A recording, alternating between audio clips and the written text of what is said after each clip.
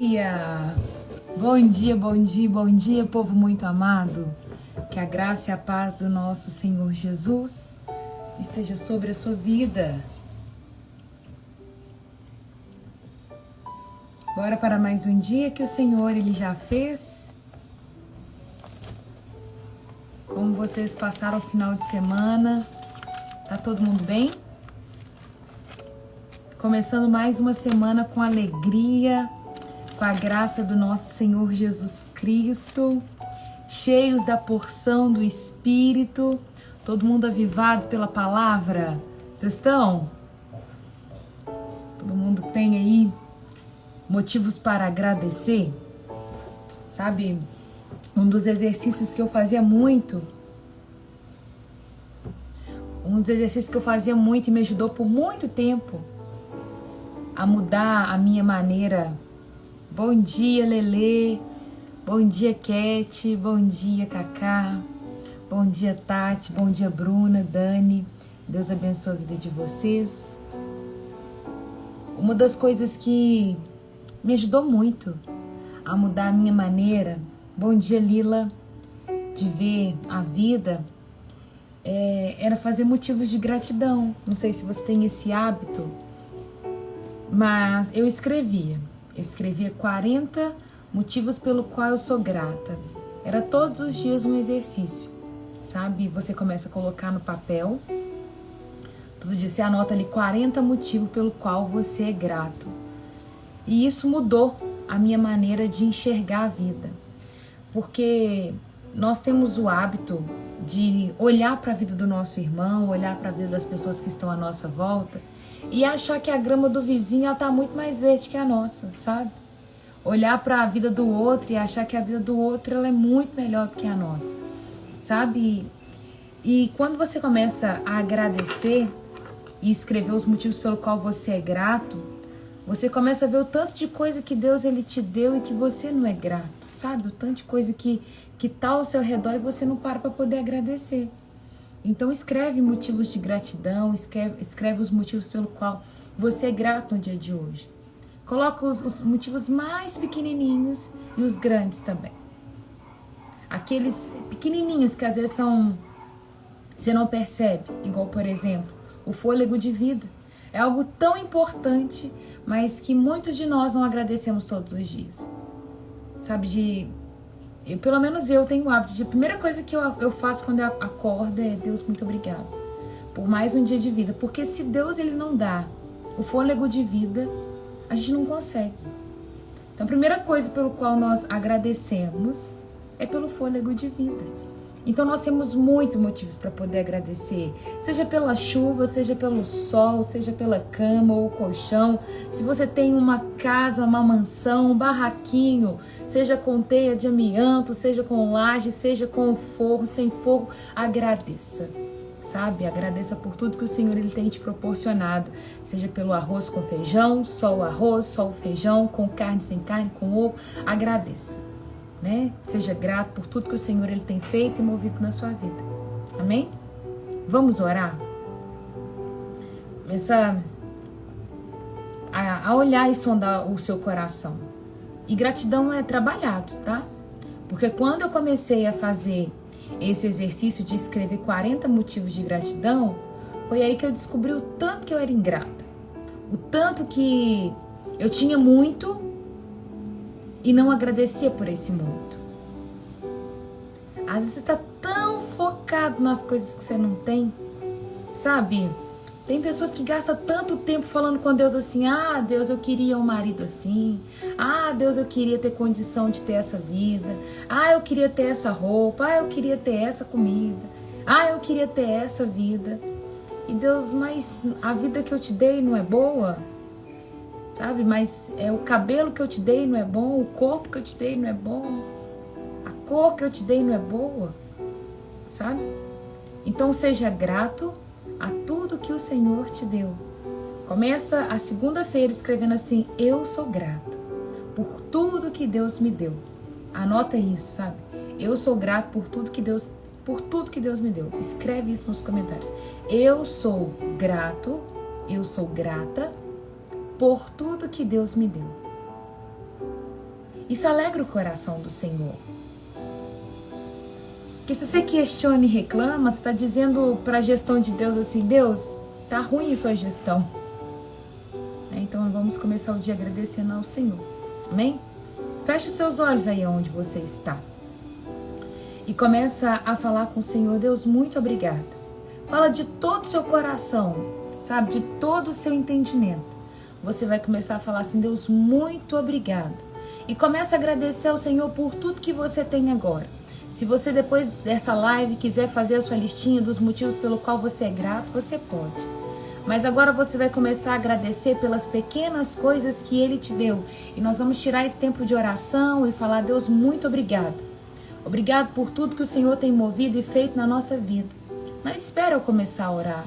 Mas aí na sua casa, no trabalho, aonde você estiver, no carro, indo levar sua criança para a escola, dentro do ônibus, indo para o aeroporto, no aeroporto, em outro país, aonde você estiver, comece a agradecer ao Senhor e falar: Deus, muito obrigada. Muito obrigado porque o Senhor me deu fôlego de vida ainda essa manhã. Obrigado porque eu tive uma noite de sono reparadora. Eu pude dormir o sono do justo. Ainda que você passou a noite em claro, diga assim: Senhor, obrigado porque o Senhor esteve comigo. Deus, obrigado pela família abençoada que o Senhor me deu. Obrigada, Deus, por tudo que o Senhor tem movido e feito. Obrigado, Deus, porque o Senhor me permite ver. Obrigado porque o Senhor me permite sentir, Deus, o vento. O Senhor me permite, Deus, poder ver os pássaros. O Senhor me permite, Deus, ver tantas coisas. O Senhor me permite, Deus, te ouvir. Obrigada, Deus, nós queremos começar o dia agradecendo a bondade e o favor do Senhor. Pai amado, como nós somos prósperos, sabemos que a prosperidade, ela não está relacionada à riqueza, porque nós conhecemos muitas pessoas que são ricas, Pai. Elas têm dinheiro no banco, elas têm dinheiro em casa e elas não têm felicidade, Pai. Elas não têm paz, porque elas não encontraram a prosperidade que é estar em Ti. Elas não encontraram a paz que tem no Senhor. Então nós agradecemos ao Senhor por ter prosperidade.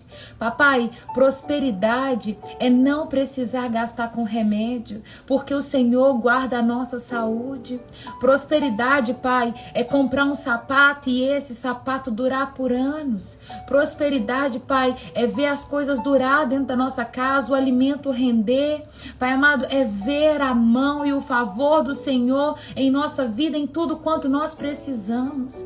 Quantas pessoas, Pai, elas têm dinheiro e elas gastam com tantos remédios, Pai.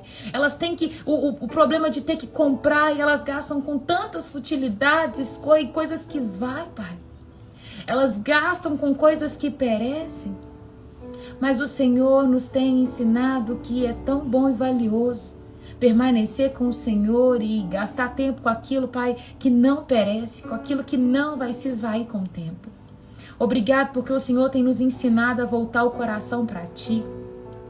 Nos retira, Pai, de um lugar de futilidade, sabe, Pai? Nos retira de um lugar de olhar só para nós mesmos, um lugar de olhar somente para as nossas vaidades, somente para dentro do nosso coração, mas nos leva a um lugar de olhar para a Tua vontade, Deus, de olhar para o céu e corresponder ao Teu chamado, a dizer sim àquilo que o Senhor, meu Deus, perguntou para nós. Dizer sim àquilo que o Senhor do céu já disse aí. Sabe, Pai, nos ensina a entrar nesse lugar de descanso, nesse lugar de viver uma transformação genuína e verdadeira em Ti, Pai.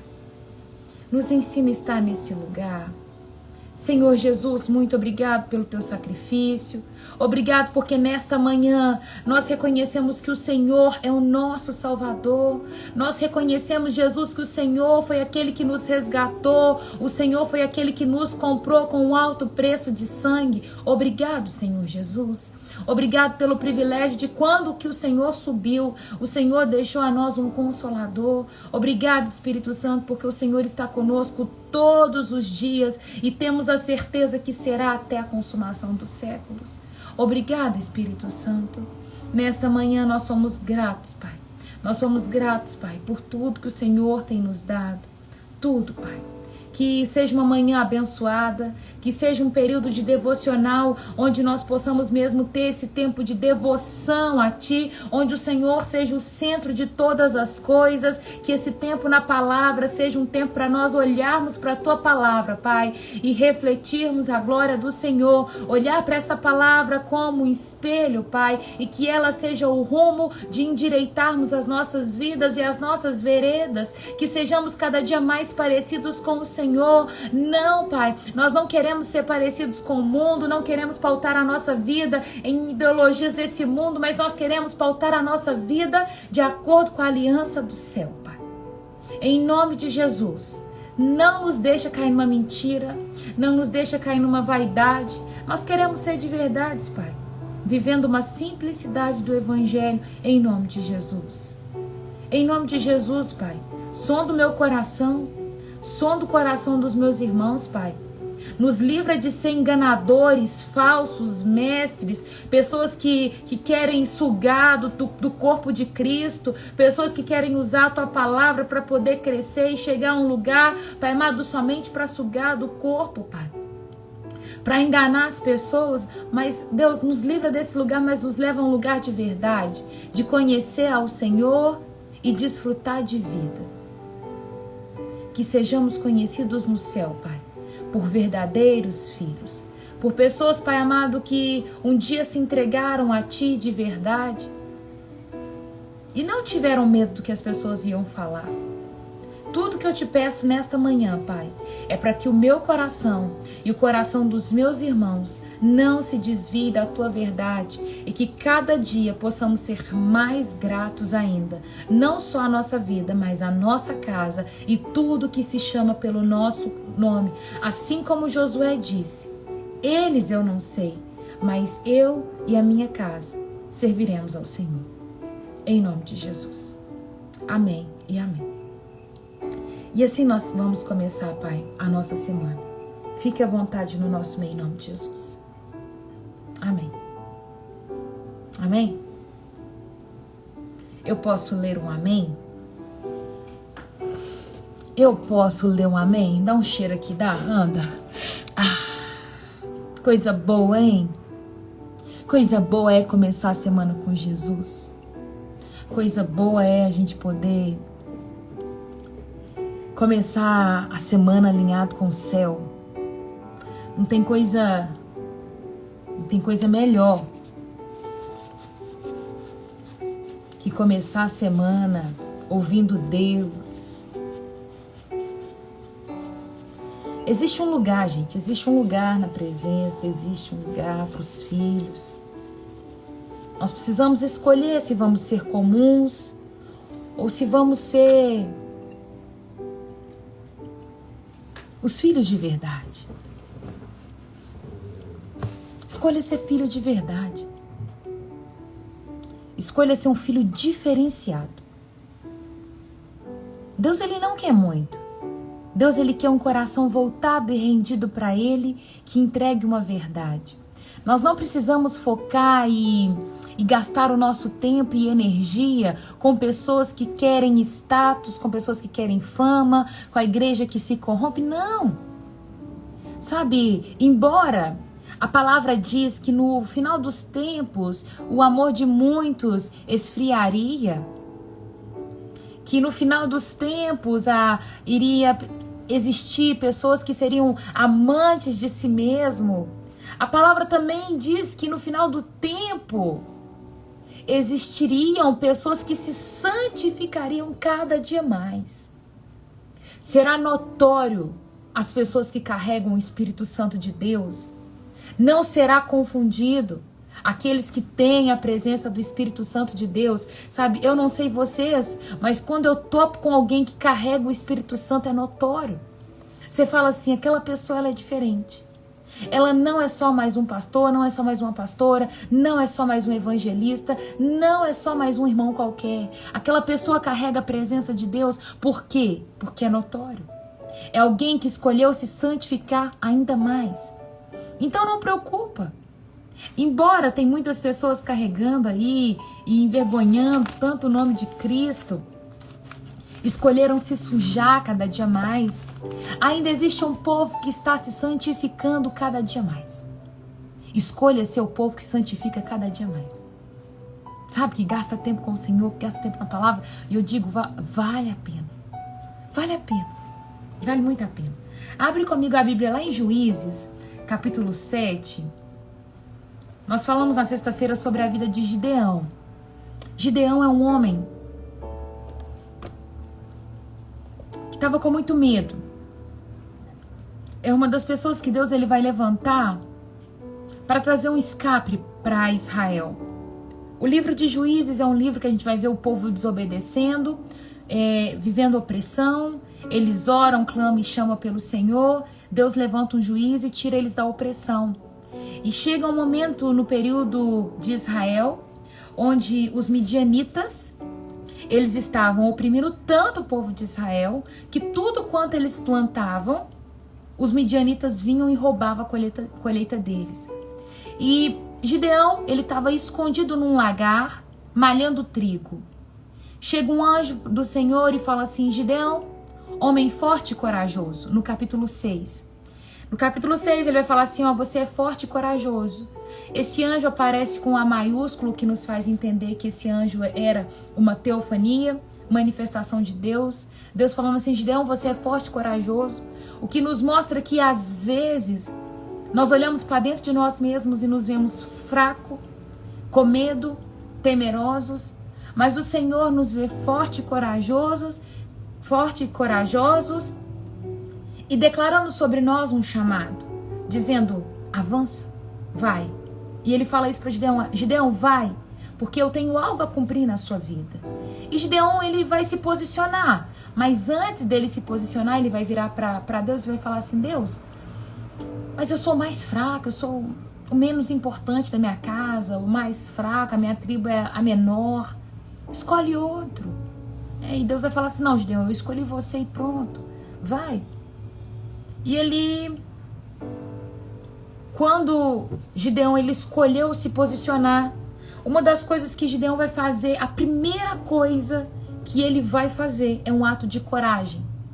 Gideão vai destituir todos os deuses que estão levantados ali no meio de Israel. Eles estavam fazendo adoração a Baal, tinha postes de Aserá levantados. E a primeira coisa que ele vai fazer ele vai quebrar todos os postes ídolos e destruir os altares de Baal. A palavra vai falar lá no versículo 25. Naquela noite o Senhor disse a Gideão, tome o segundo touro do rebanho de seu pai, aquele de 7 anos, derrube o altar que seu pai fez para Baal e corte o poste de Aserá, que fica ao lado do altar. Depois destrua o altar para o Senhor, depois construa um altar para o Senhor, seu Deus, no alto dessa colina, arrumando as pedras com cuidado, sacrifique o touro no altar com o holocausto e use como lenha a madeira do poste de Aserá, que será cortado. Aqui foi um marco da vida de Gideão. Por quê? Ele estava com medo, os midianitas estavam atacando, o cenário não era favorável para ele. A palavra fala que ele estava escondido, não era um homem guerreiro, não era um homem corajoso, não era um homem ousado. A gente vê que tem pessoas que são ousadas. Já viu uma pessoa ousada? Uma pessoa atrevida? Você reconhece uma pessoa atrevida de longe, né? Aquela pessoa que mesmo em meio ao perigo, ela está lá enfrentando, seja lá quem for. Uma criança atrevida, você reconhece ela de longe, que ela vai peitar quem que seja. O que foi? Tá olhando por quê? Ela não tem medo de perigo. Um guerreiro valente, ele vai falar assim, ainda que tenha que morrer, eu vou enfrentar. Existem pessoas que nasceram para ser guerreiros. Pessoas que nasceram para ser ousadas. Não tem medo do perigo, destemidas. Tem pessoas que são assim e pronto, acabou. Mas não era esse o tipo de Gideão. Tem pessoas que vão enfrentar o pai e a mãe sem problema algum e vai falar assim, ô mãe, ô pai, para com essa adoração sua aí. Isso aqui tá errado. E sem medo. Mas tem pessoas que para falar com o pai e com a mãe, Vai pensar 3 vezes. Por tanto respeito, por medo, por temor. E no caso de Gideão, ele era medroso. Ele não era uma pessoa ousada. E Deus pega Gideão, que se considerava medroso, o menos importante da sua família, da tribo mais fraca, e Deus vai fazer dele um guerreiro. Isso trata tanto ao nosso coração e mostra o tanto que Deus ele vem trazendo um reino invertido, um padrão de ponta cabeça, e trata muito ao nosso coração e vai mostrar para nós que ele não precisa de qualificações. Ele não depende de nós para fazer ou executar alguma coisa. E que aquilo que nós achamos que somos bons demais para poder fazer, Deus pode a qualquer momento descartar.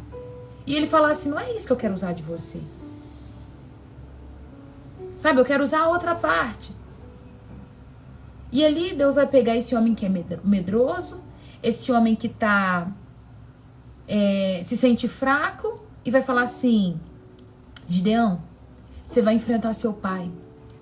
Seu pai construiu um altar para Baal. Tem um altar na sua casa.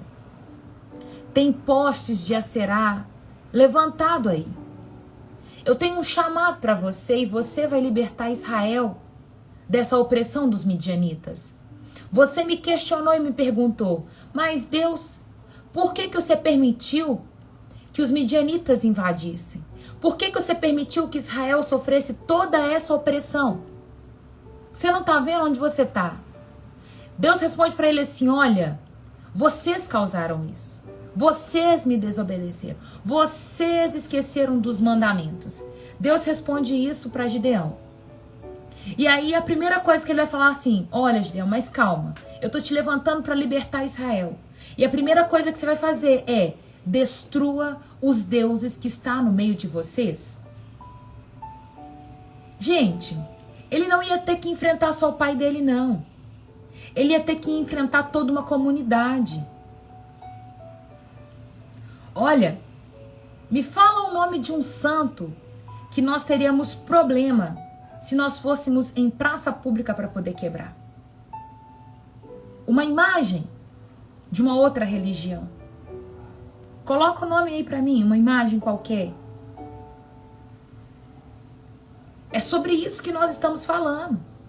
Deus virou, porque Baal era um deus adorado daquela época, tá? Não era um deus qualquer. Eles entendiam que Baal guardava a vida deles. Eles entendiam que Baal era o deus deles. Baal fazia algo para eles. Baal intercedia por eles. Então Gideão não ia quebrar alguém qualquer. É como se ele fosse em uma praça pública e quebrasse esses santos que vocês estão citando aí. Tá entendendo? Imagina que você chega numa cidade, igual, por exemplo, a Dani falou que na cidade dela tem várias, né, imagens gigantes. Imagina, Dani, que se você hoje ouvisse a voz de Deus falando assim com você, Dani, você vai pegar uma equipe pra mim, né? Porque talvez você sozinho não vai conseguir. Chama aí umas 4 pessoas, vão pegar martelo, alguns instrumentos e vão começar a quebrar todas essas imagens que tem na sua cidade. Eu não quero uma em pé, porque para reconstruir a cidade e acabar com todo o mal que está existindo e colocar todos os pilares no lugar, é necessário destruir todas as imagens que estão na cidade. Imagina isso, como é que fica o temor que fica dentro do seu coração. Quantas coisas vai passar na sua cabeça, Dani? Tipo, esse povo vai me linchar, eu vou ser morta em praça pública. Olha, hoje as pessoas têm um tal de intolerância religiosa tão grande. Olha pra você ver, a Juliana falando que na cidade dela tem outra também. No Pará tem também.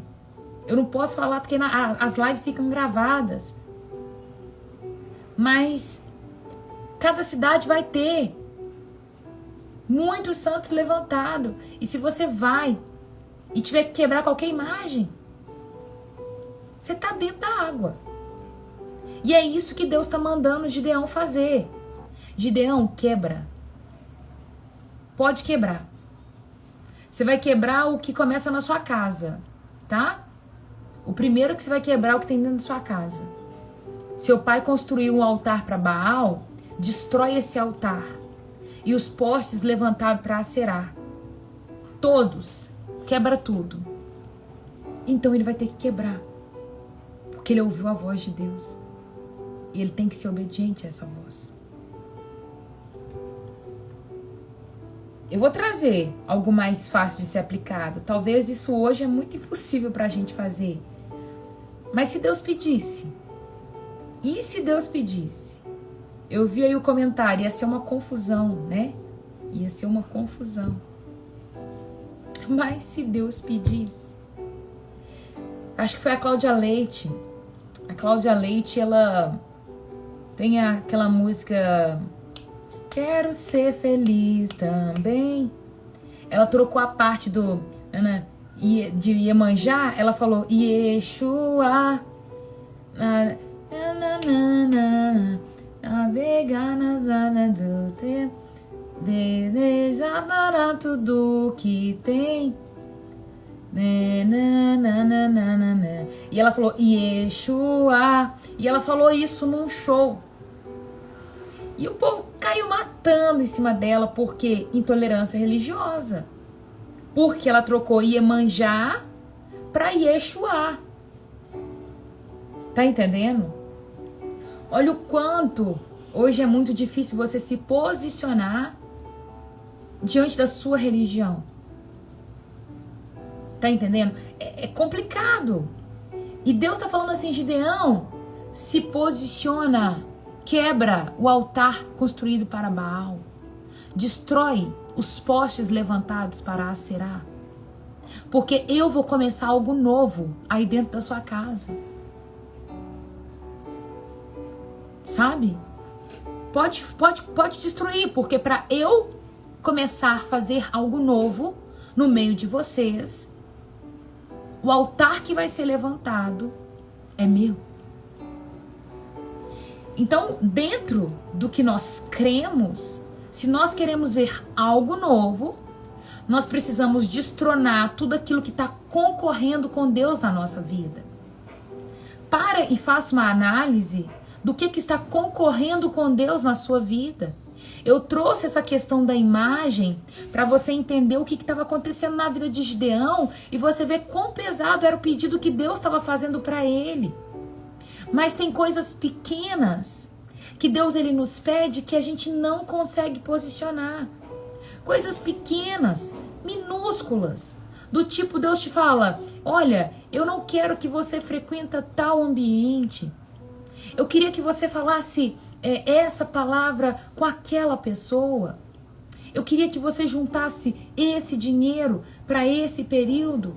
Eu queria que você tirasse o passaporte para esse momento. Faça a aula de inglês porque eu quero te usar naquele episódio. Eu quero que você abençoe com tanto valor aquela pessoa. Você vai comprar esse carro. Tá entendendo? São tantas coisas pequenas e comandos minúsculos que nós ouvimos da parte de Deus que a gente tem uma dificuldade absurda de caminhar. Como que Deus vai nos confiar obras tão maiores se aquilo que é tão pequeno a gente ainda não consegue praticar? Eu tenho visto algumas pessoas que compartilham algumas coisas comigo e eu fico assim, gente, mas Deus pediu tal coisa para fulano e fulano tá fingindo que tá dormindo. Como? Por quê? Se o meu coração se indigna, eu fico pensando de Deus. E às vezes são coisas tão pequenas. Deus está esperando você se posicionar no pequeno para Ele te colocar no próximo passo. E Deus ele é tão amoroso, gente. Deus é tão fofo. Deus não é Deus carrasco. Ele não é um Deus ruim. Sabe, longe dele. longe dele. Eu estava escutando, eu não sei se vocês ouviram, né, o álbum que eu mandei para vocês do Marco Teles, O Grande Banquete.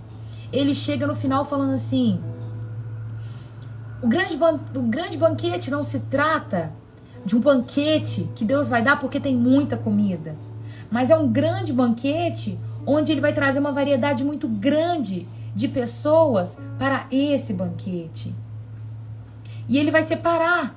E ele traz, né, esse álbum como... É um álbum muito cultural. O Marcos Teles, ele tem a cabeça desse tamanho, né? Não é uma cabeça religiosa. Ele até vai trazer muitas...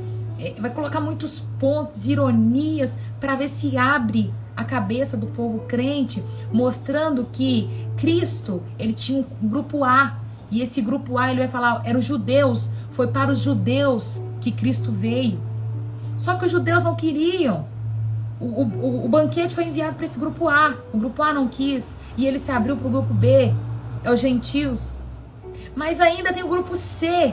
E aí os grupos C vai entrar todos os outros bandos que a gente julga, e ele coloca. O grupo C vai entrar aquele tio seu que não deu certo na vida, que os filhos não conversam porque ele foi um tio ruim, um tio arrogante. A família toda virou a cara para ele. Vai ser a mãe solteira que se prostituiu a vida toda, mas no final da vida encontrou Jesus. Vai ser a pessoa afeminada que você tem vergonha de andar com ela. O filho que se tornou assim, cresceu afeminado, você ficou com vergonha, mas Jesus encontra o coração dele. Tá entendendo? E ele vai abrir a cabeça da gente um tanto. E ele vai falar assim, um grande banquete não é porque tem muita comida, mas é porque Cristo, ele quer o maior número possível de pessoas nesse banquete. E aí prova o tanto que nós temos um Deus de amor. Um Deus de amor que atrai pessoas a esse lugar, mas que exige dessas pessoas compromisso, que exige dessas pessoas obediência.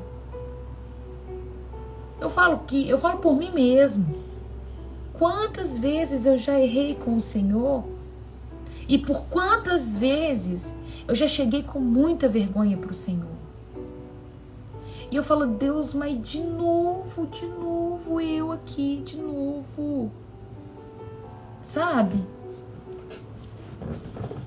Eu aqui de novo, Deus. E é como se ele me abraçasse e falasse, vem, filha, esquece, vem. Só vem, fica aqui perto de mim. Não sai. E ao mesmo tempo que eu vejo esse Pai de amor, esse Deus que abraça, beija, eu vejo um Deus de muita justiça, sabe? Eu vejo um Deus que vai falar assim, filho, posiciona. Filho, filha, obedece. Seja fiel.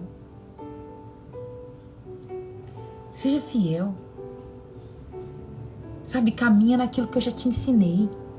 Naquilo que você já alcançou, permanece. Paulo vai falar muito. Esquecendo-me das coisas que para trás ficaram, prossigo para aquelas que estão diante de mim. Eu esqueço daquilo que ficou lá no passado e vou avançando para aquelas que foram propostas diante de mim, sabe? E assim a gente vai avançando, tá? E assim a gente vai avançando. Esse foi o marco na vida de Gideão. Gideão começa o chamado dele dessa forma, quebrando todos os postes de Aserá, destruindo o altar de Baal e construindo um altar para Deus. Então a primeira coisa que Deus ele vai exigir de nós é quebrar todos os altares que foram levantados na nossa vida que não foram para Ele. Tá? Sonda seu coração, vê no seu coração altares que foram construídos para outros deuses que não foi para Ele. E rever aquilo que está no seu coração, coisas que Ele já te pediu, que você ainda está postergando em obedecer. Capítulo 7, chega lá comigo, vamos ler? Ponto por ponto.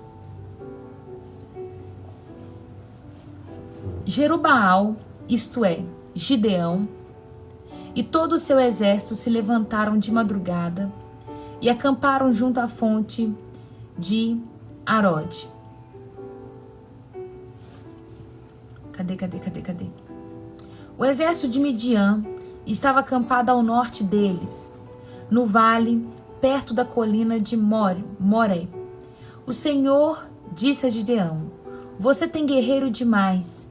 Se eu deixar todos vocês lutarem contra os midianitas, Israel se vangloriará diante de mim, dizendo que libertou por sua própria força.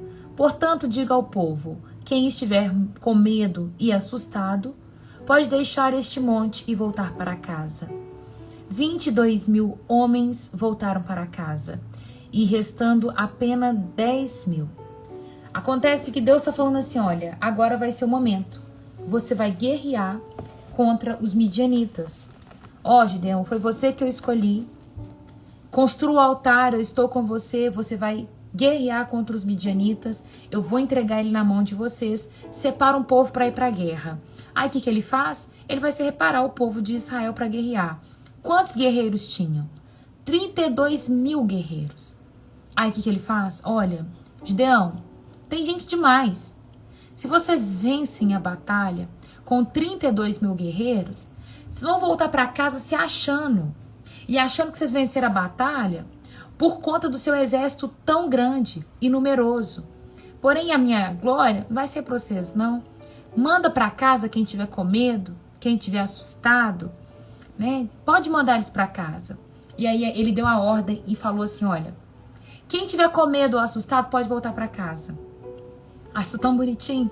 Deus falando assim: ó, tá com medo? Volta para casa. Vai para a luta agora não vai para a guerra. E nesse dia voltaram para casa 22.000 homens, ficando somente 10.000 para a batalha. Já diminuiu bem. Versículo 4. Você que está chegando agora, nós estamos lendo Juízes, capítulo 4, versículo 4, capítulo 7, versículo 4. O Senhor, porém, disse a Gideão: seu exército ainda está grande demais. Desça com esses até a fonte, e eu os provarei para determinar quem irá com você e quem não irá. Quando Gideão desceu com os guerreiros até a fonte, o Senhor lhe disse: separe em 2 grupos. Num grupo, coloque todos que bebem água das mãos, lambendo-as como fazem os cães.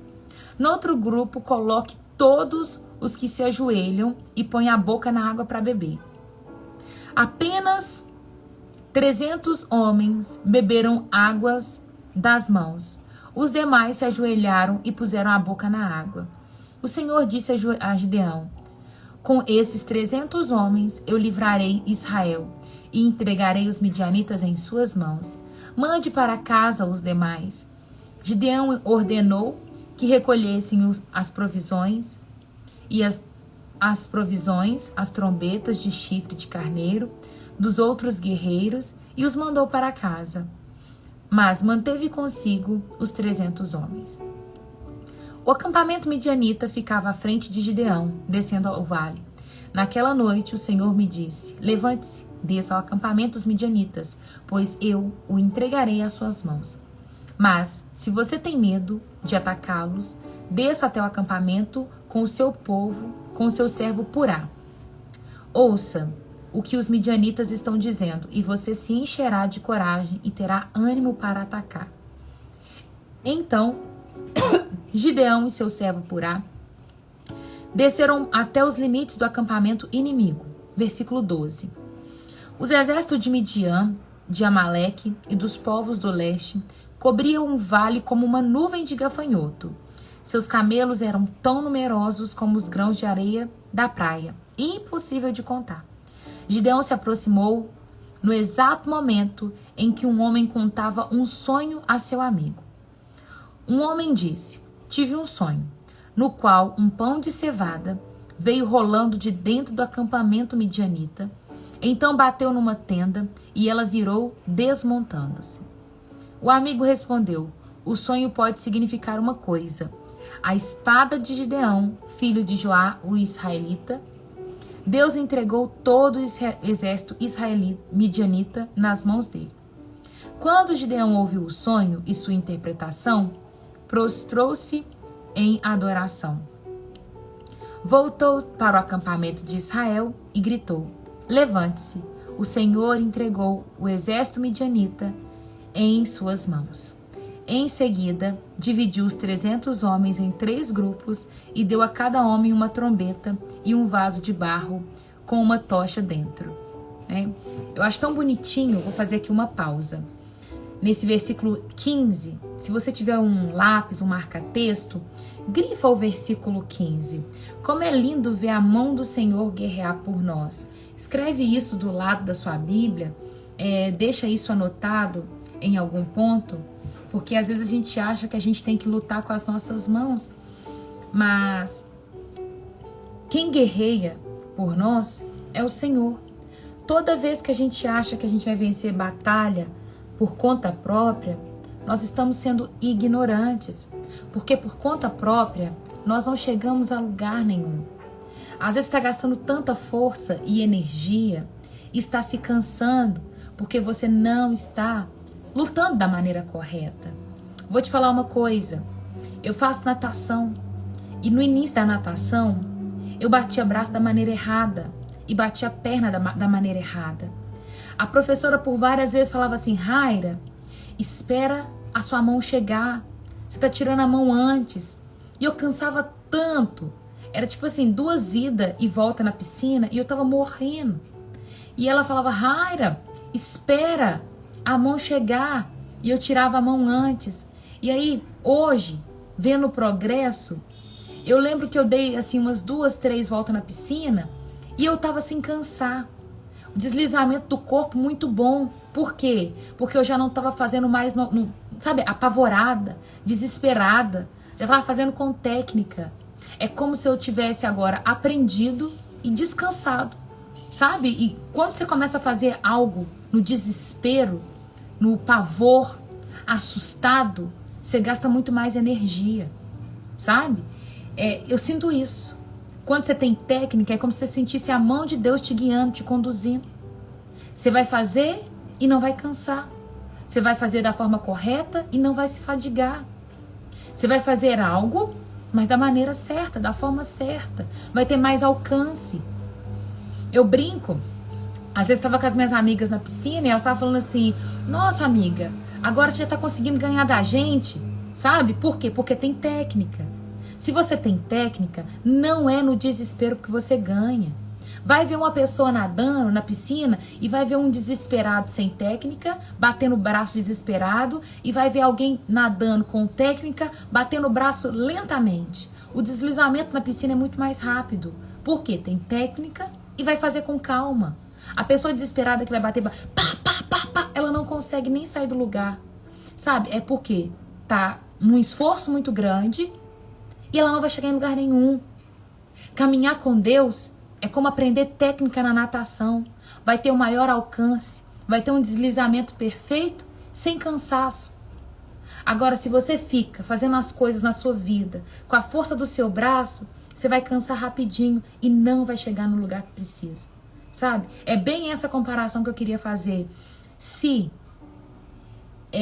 Gideão tivesse ido para a guerra com aqueles 32 mil homens, poderia ser até que ele ganhasse a guerra, uma batalha acirrada, e ele voltaria para casa dizendo: venci pela força do nosso braço, 32 mil homens venceram a batalha. Pode ser que ia voltar com muitas pessoas mortas, mas é muito melhor a gente vencer na força do Senhor, sabe? Deixar o braço do Senhor executar por nós. Tem um episódio muito bonito de quando Deus ele vai guerrear contra os gersonitas, né? Gersonitas, um povo que vai guerrear contra Israel, e Deus vai mandar chuva, uma chuva de pedra, e vai matar todo mundo. O povo quase não faz nada, mas Deus manda uma chuva e acaba com todo mundo. Então, às vezes, eu não sei qual que é a sua peleja, eu não sei qual que é a sua guerra, mas deixa o Senhor guerrear por você. Eu acho tão bonitinho, porque Deus, ele sabe as nossas fragilidades, ele sabe das nossas limitações, e ele sabia o tanto que Gideão, embora tinha uma fidelidade, ele tinha um temor muito grande, e Deus falou assim: olha Gideão, para você se acalmar, desce então lá, escuta o que eles estão falando no acampamento. E aí ele escuta o sonho, escuta a interpretação. Embora você tenha muito medo, Deus vai te dar sinais. Deus vai te mostrar pontos que vai te encorajar e vai te ensinar a avançar. Mas da maneira correta. Da maneira correta. Sem desespero. Sabe? Exemplo. Tem que pagar uma conta. Você não tem dinheiro. Não sai pedindo dinheiro para os outros, não. Não sai fazendo empréstimo na primeira vez, não. Ora ao Senhor. E busca dele, Deus, qual que é a porta? O que o Senhor pode fazer para mim? Ah, tem que pagar uma conta, tá num cenário muito apertado aqui em casa. A sua primeira opção é orar ao Senhor e perguntar para ele, Deus, o que o Senhor pode fazer por mim? E aí você espera o Senhor responder, mas espera até onde você conseguir. E deixa ele mover. Tem gente que no desespero, a primeira saída é, eu vou pedir dinheiro emprestado para todo mundo. Aí pede 10 aqui, 20 ali, 1000 ali. E depois tá devendo todo mundo e não consegue pagar ninguém. Aí deve o banco, deve o fulano, deve o Beltrano. Não, deixa Deus mover. E Deus falando assim, se você tivesse esperado só mais um pouquinho, você não teria entrado nessa enrascada. Não teria entrado nessa enrascada. Sabe? Então espera só mais um pouquinho. Só mais um pouquinho. Costumo dizer que com Deus é sempre nos últimos minutos do segundo tempo, quase chegando no acréscimo. Ele gosta assim. Eu não sei se é porque o tempo dele é diferente do nosso. É como se pra ele tivesse no início do tempo e pra mim é tipo, Deus, tá no final do tempo já. E pra ele tá tipo assim, mas como assim? Pra mim eu comecei a contar agora. É como se fosse no início do tempo. Aquilo que Deus chama de minuto inicial, pra mim já é o final do tempo. Ele não, pra mim acabou de começar a contar. Pra mim já é o último instante. Sabe? A gente olha dessa forma. Eu vejo Deus agindo muito assim na minha vida. Aquilo que eu chamo de minuto final, talvez é o primeiro tempo para Deus. Mas Deus sempre age. Deus sempre faz, Deus sempre move. Uma amiga minha me contou uma coisa que ela falou que estava precisando gravar uma música para postar no YouTube e ela queria gravar numa qualidade melhor e ela não tinha condição.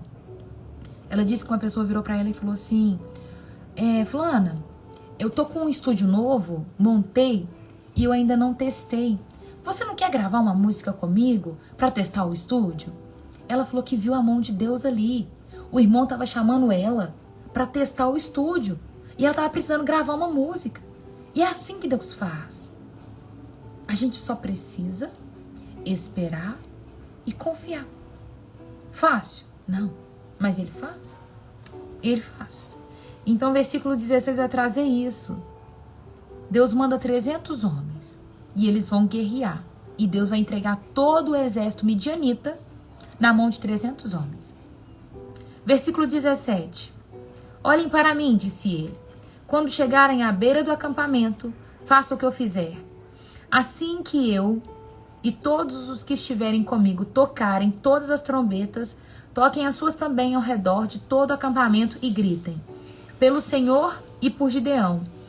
Pouco depois da meia-noite e da troca da guarda inimiga, Gideão e seus 100 homens chegaram aos limites dos acampamentos midianitas. De repente tocaram a trombeta, quebraram os vasos de barro. Então os 3 grupos tocaram as trombetas e quebraram os vasos, segurando a tocha na mão esquerda e tocaram a trombeta na direita. Todos gritaram, a espada, pelo Senhor e por Gideão. Cada homem manteve sua posição ao redor do acampamento e viu todos os midianitas correrem de um lado para o outro, gritando e apavorados enquanto fugia. Quando os 300 israelitas tocaram a trombeta, o Senhor fez os guerreiros que estavam no acampamento lutarem uns contra os outros, com suas espadas.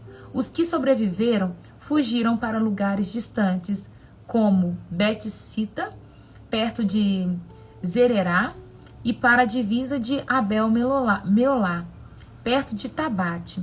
Então Gideão convocou os guerreiros de Naphtali, Asser e Manassés, que se juntaram aos demais para perseguir o exército midianita. Gideão também enviou mensageiros a toda a região montanhosa de Efraim, dizendo: desçam e ataquem os midianitas. Não permita que eles cheguem aos pontos mais rasos, na travessia do Jordão, em Bet-Bará. Todos os homens de Efraim obedeceram, capturaram Oreb e Zebe, os dois comandantes midianitas, e mataram Oreb na rocha de Oreb e Zebe na prensa de uva de Zebe. Depois, continuaram a perseguir os midianitas. Por fim, levaram a cabeça de Oreb e de Zebe para Gideão, que estava no outro lado do Jordão. E assim foi o desfecho. Todo o exército midianita foi morto. Olha o que acontece.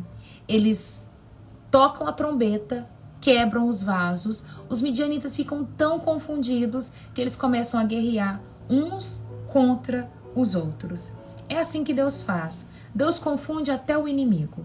Tá vendo? Essa é a mão poderosa do nosso Senhor, né? Bonitinho demais, né, gente? Bonitinho demais. Nós não perdemos nada. E Denilson, tudo bem? Nós não perdemos nada em confiar. Não perdemos nada. Deus, ele tem as suas estratégias. Deus, ele tem os seus meios. Tudo que nós precisamos é orar e buscar entendê-las. Sabe? Busca estratégia. Deus, como eu vou agir aqui? Como eu vou criar meu filho aqui? Como eu vou abrir a empresa? Como eu vou conduzir essa situação? Busca estratégia. Eu lembro que por várias vezes eu sabia que eu não podia ir em determinados lugares, várias vezes. Eu falava assim: Deus, me dá estratégia para sair dessa situação. Porque eu não falo mentira, não dá. Deus, me dá estratégia para sair dessa situação. E Deus gerar a situação para não ter que ir, para não ter que fazer. Deus sempre gera uma circunstância. Então coloca nas mãos de Deus, busca a estratégia e Ele vai fazer, né? Eu coloquei aqui algumas lições que a gente tira desse capítulo e eu vou mandar no nosso grupo também, tá? Tanto o resuminho quanto a lição. Deus age através dos impossíveis. Ele escolheu Gideão, que se via como menor e o mais pequeno da sua casa. A vitória de Deus vem não da força humana. Ele reduziu o exército para mostrar que a glória era dele. 3. A obediência de Deus traz vitória. Gideão seguiu as instruções de Deus, mesmo que elas pareciam incomuns. Suzana, lá na minha bio, na página inicial do Instagram, você vai entrar num link que te leva para o grupo que chama Enxergando as Escrituras. Lá você vai conseguir acessar o grupo e é no grupo que eu mando o resumo da live. Olha que legal. A obediência, ela traz a vitória. Escreve isso, anota no seu caderninho, coloca na sua anotação aí na Bíblia. A obediência, ela traz vitória. Eu não falo só vitória, porque vitória fica parecendo... Eu não gosto muito de... Sabe, eu não gosto da teologia da vitória. Eu gosto da vitória.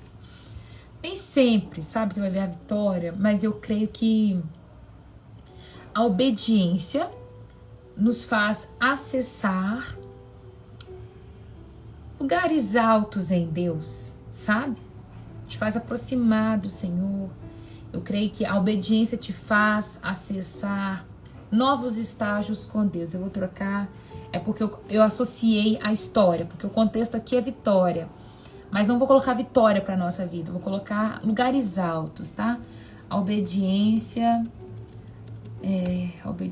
nos faz acessar lugares altos em Deus. Prefiro. O medo não pode nos parar. Deus encorajou Gideão através de um sonho do inimigo, tá? O medo não pode nos parar. Outra anotação importante. O medo não pode nos parar. A obediência nos faz acessar lugares altos em Deus e o medo não pode nos parar. Assim eu quero encerrar a nossa live. Tá? Quero deixar aí esses ensinamentos para o dia de hoje. Deus, ele vai escolher pessoas improváveis, né? Assim como ele escolheu Gideão. A nossa vitória não vem de força humana, mas ela vem de Deus. A obediência nos faz acessar lugares altos em Deus e o medo não pode nos parar. Esse foi os 4 ensinamentos no dia de hoje, tá? O medo não pode nos parar. A obediência nos faz acessar lugares altos em Deus. A vitória não vem por mãos humanas, mas sim por mão de Deus. E Deus age através de pessoas improváveis. Amém? Tem alguém que está assistindo essa live pela primeira vez, que ainda não entregou a sua vida para Jesus e gostaria de entregar a sua vida para Jesus hoje? Se você quer entregar a sua vida para Jesus hoje,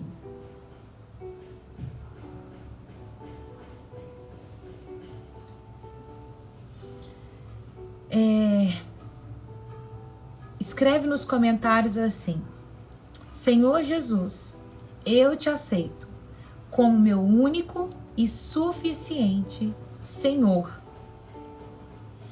Por que é necessário aceitar Jesus, Raira?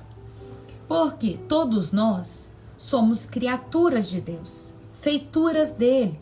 Deus criou todos nós, somos criaturas de Deus. Mas só se torna filho de Deus aquele que aceita Jesus como seu Senhor. Romanos 9:10 ou 10:9, deixa eu ver, Romanos, acho que é o 9:10. Romanos, deixa eu achar aqui. Vou ler para você.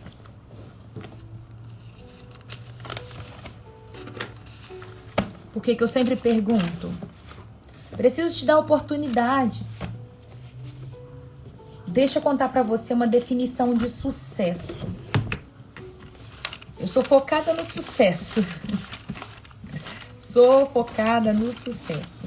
Sucesso para mim é fazer aquilo que Deus me chamou para fazer.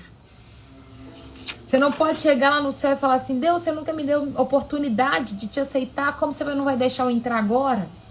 Deus vai falar assim: lembra aquele dia que você estava lá na live da Raira e ela perguntou quem queria aceitar Jesus, você não escreveu? Pois é, então agora não vai falar que não teve oportunidade. Então eu acredito que aqui é uma oportunidade de apresentar Cristo para as pessoas. Então deixa eu ver aqui. 10:9.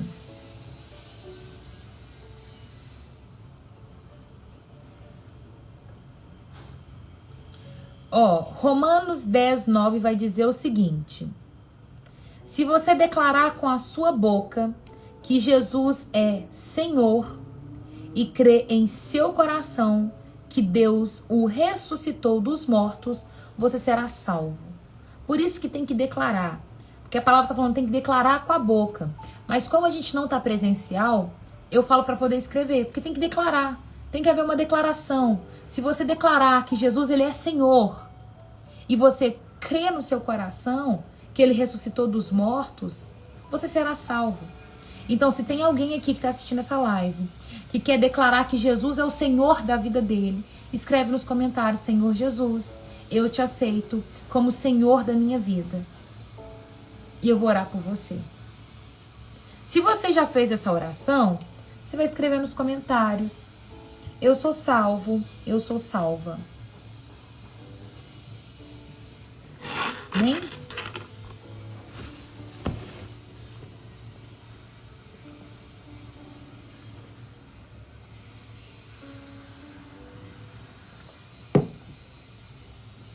Amém. Glória a Jesus, Cris.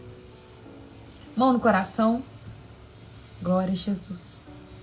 Fecha seus olhos e fala assim: Senhor Jesus, muito obrigada por esta palavra que ela possa germinar em meu coração e produzir muitos frutos, a 30, a 60, a 100 por um, em nome de Jesus. Pai, que tenhamos um excelente dia, uma boa semana, que possamos estar alinhados com o céu e fazer a Tua vontade. Em nome do Senhor Jesus é o que eu peço e oro. Amém. Amém. Que o Senhor te abençoe e te guarde, que Ele faça resplandecer o rosto dele sobre ti, que Ele tenha misericórdia de ti e te dê a paz. Amém? Um beijo. Até quarta-feira, se Deus quiser. Tá? Beijos. Fui.